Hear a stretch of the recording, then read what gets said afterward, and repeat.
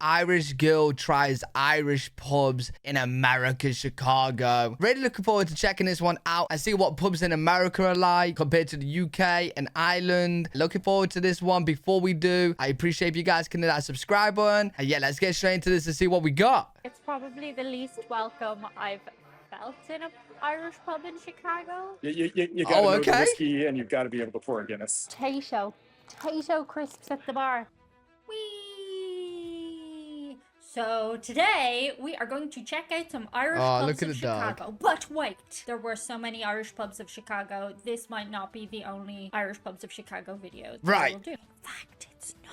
So, do you know what's something crazy? I actually didn't realize there was even pubs in America. I knew you had like your bars, but like an actual like pub, like the UK pub.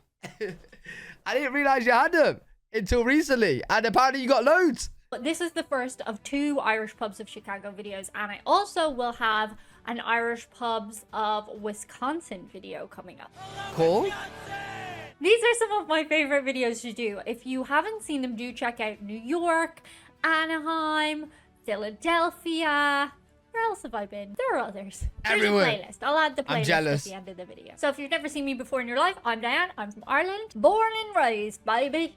That's the opposite of an Irish accent. And without any particular authority whatsoever, I give my subjective opinion on Irish pubs around the USA. Right. So I did put up a poll before I went to Chicago asking what Irish pubs you wanted me to check out, and I tried to get to as many as I possibly could. Today we're going to look at 3. As ever, I will be rating these pubs on my very own tier list. 1, Irishness. That's something that just makes it authentically Irish. Right, so like she walks in there and how Irish the Irish feeling of the Irish pub is.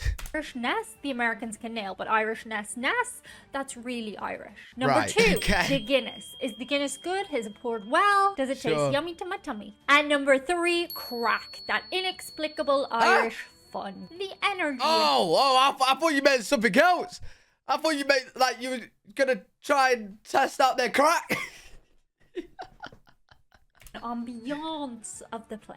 Okay, good crack. I will say these are my subjective opinions. Am I swayed by people being nice to me? Yes, I am. I think you'd be an alien not to be.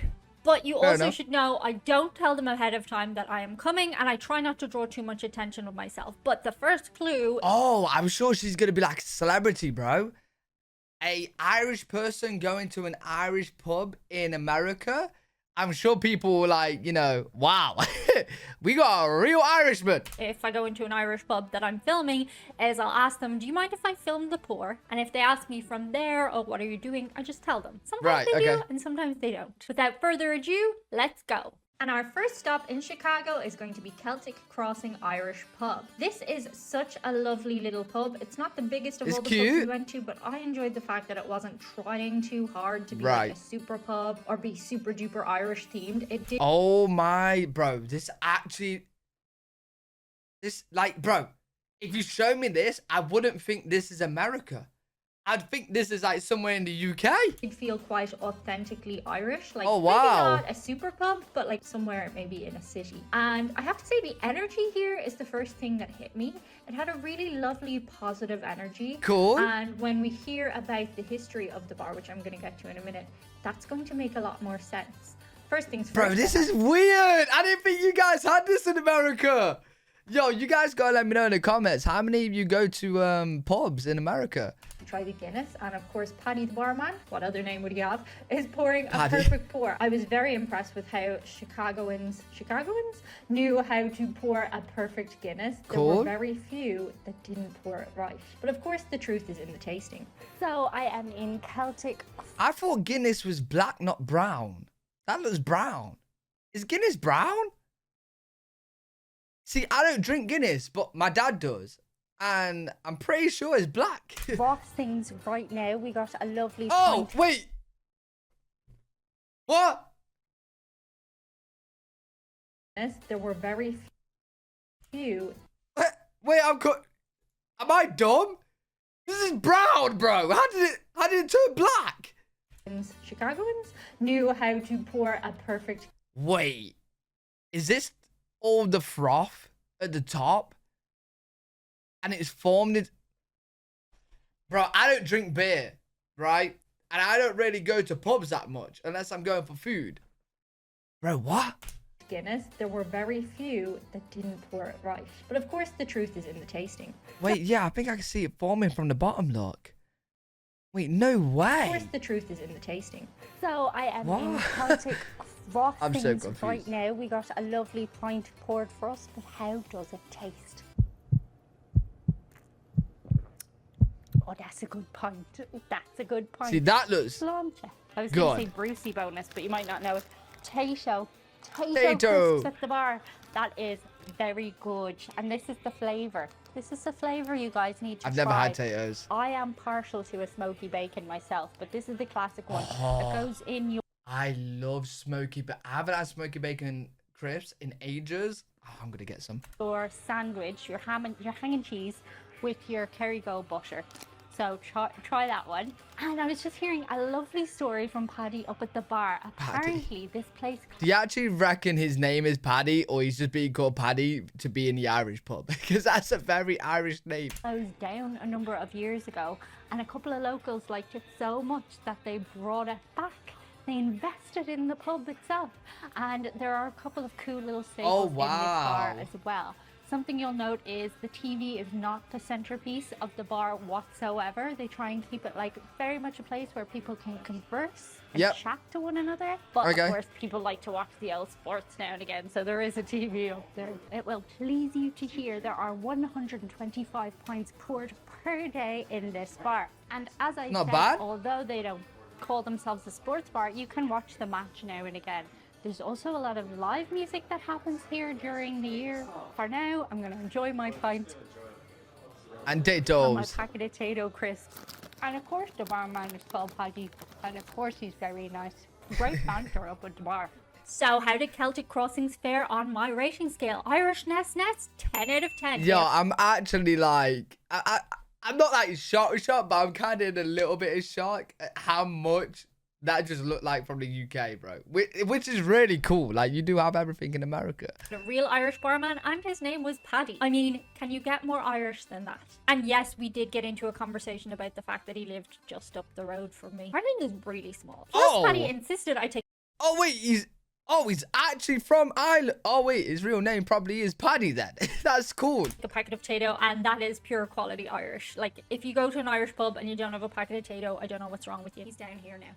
If you're having a round, you'll buy a packet of potato and put them in the middle of the table, and then everybody will just eat the potato. Oh, that sounds Inevitably, good. you usually end up getting as many packs as there are people, so you probably all should have just got your own pack in the first place. Yeah, but it's fun. On Guinness, it is a 10 out of 10. It was a perfect pour, and it tasted immaculate. And on Crack, that's good. I was a little bit torn on this because it was completely my kind of vibe. Like, I could see that place being my local.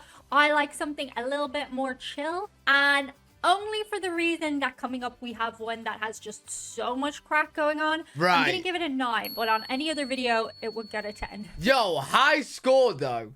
Bro, the way that she's using the word crack is like really, I bet that's baffling a lot of you guys as well.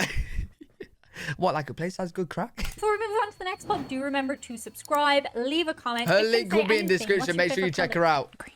And leave a thumbs up on the video. Subscribe if you want to see more of me. And you can pay for my pint by joining patreon.com or channel membership. So moving on to pub number 2. Up next, we had the Breen Pub, which I had high hopes for because it was very swanky looking from the outside. It was a little bit of a corner kind of place. You could easily miss it, but on the inside, it is very well decorated. Lovely styling and nice and cozy vibe. The walls are adorned with photos of ye old days, and I was pleasantly surprised at another perfect Guinness pour in Chicago. Yo, I'm actually blown away to how Guinness is poured. This is so cool. Like, I really hope a lot of you like beer drinkers aren't judging me right now at how in shock I am. But like, it goes from brown to black. Bro, bad. Just ignore me. Chicago. Look at that stop. And they let it settle. So how did it taste? Oh, wow. How long does it take to settle then? Because I don't drink beer.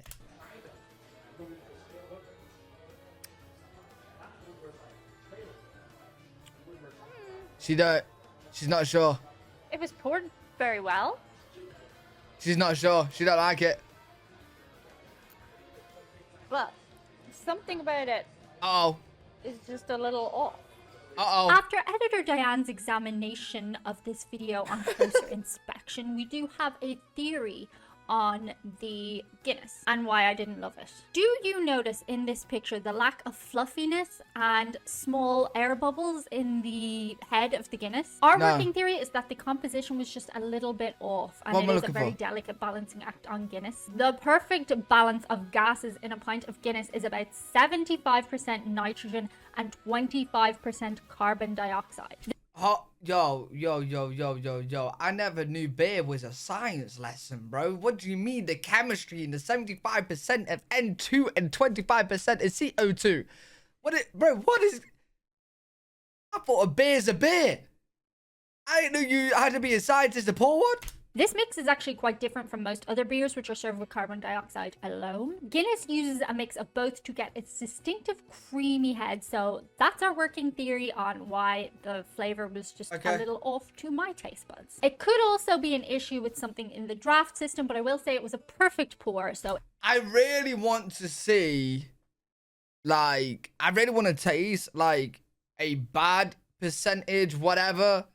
Guinness and a good one, and see, like, you know, how different they would be because of whatever she just said science-wise.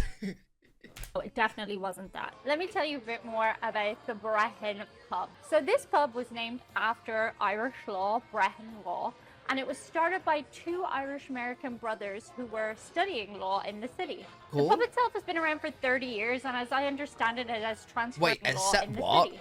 The pub itself has been around for 30 years. Oh, except okay. And as I understand it, it has transferred ownership. Wait, how many years? City. The pub itself has been around for 30 years, and as I understand it, it has transferred ownership.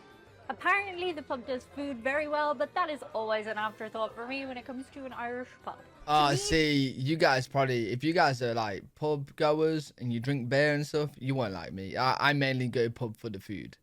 See, in the UK, the pubs are doing really good food nowadays, so yeah. Mwah, give me some food. This is the kind of pub you might come if you specifically wanted just a drink after work or something like that. You didn't want to be bothered. Right. You can still see the coat of arms over the door. Wait a minute, not so fast. So I actually asked them where the coat of arms was, and they didn't know where it was. The girl thought maybe it had been taken down since the place was redone. Okay, so now it is time to rate the Breen Pub. I thought really hard about whether I should include this bit, and ultimately I feel I'm going to, because it is part of my experience. But bear in mind, you might go there, it might be your favorite pub ever. It's not going to be good. It's just my subjective experience in this moment in time. And I have to say, it's probably the least welcome I've felt in an Irish pub in Chicago. Absolutely nobody in the staff was rude to me or anything, but I did try to get a couple of chats going about the history of the pub or get a bit of banter going with them, and nobody was really interested in talking to me, which may have been... Wait, no, that's a proper, authentic UK pub? Hey, you know that Americans like talking to random people, and in the UK, they're just going to serve you and be on your way. Fair enough. The pub or get a bit of banter going with them, and nobody was really interested in talking to me, which may have been just something going on in the moment. Right. That is totally understandable, but this was just my experience. There was a man behind the bar who I think was in charge of everything, and he overheard me asking about the history of the pub, and he kind of just stared at me blankly and walked away, which I may have misinterpreted. But it wasn't overly welcoming or friendly. I'll put this in perspective. There is a local bar that I love to go to that has the worst reviews ever online, and it's because the owner here is so unfriendly to everybody he doesn't know. But when you know him, it's the best place in the world, and we love to go there. But I also understand, like, you just gotta try and get to know him then. He has bad reviews from everyone else. Oh, wow. So Breen might be your favorite pub, and you might be completely right. This was just my experience. Am I doing too many disclaimers? Do any of you guys go to that pub that she's just been to, and how was the experience? It'll be interesting now. Okay, on with the points. In terms of Irishness, I have to say the decor was great. This pub has everything needed on site to be a brilliant pub, but the vibe was off. So I'm giving it a 6 out of 10 for Irishness. she's rating it higher than what she wants to. I'm gonna from what she said, I'm gonna correct her. Okay, so Irishness, well, a 3. The Guinness was a perfect pour, but it tasted a bit funny to me, so I'm gonna also give that a 6 out of. You're being too nice. We're giving that a 2. Okay, we're giving it a 2. You're being too nice here. We can tell it was awful. And the crack, I'm gonna give a 2. Sorry, I've explained everything. Moving on. Well, wait. Okay, so 2's low. 2's low, but you felt unwelcomed, right? And you tried having a chit chat. They made you on your way. A 0, bro. A 3, a 2, and a 0 is what she's actually thinking. I've explained everything. Moving on.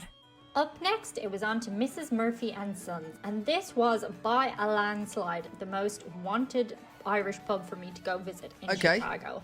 And as soon as from the outside, it don't really give pub vibes, but you know, let's see. I stepped in the door, I could see the charm right away. Oh, okay. Because I was greeted by a wide selection of Irish supermarket products, favorites from the shelves and the stores in Ireland itself.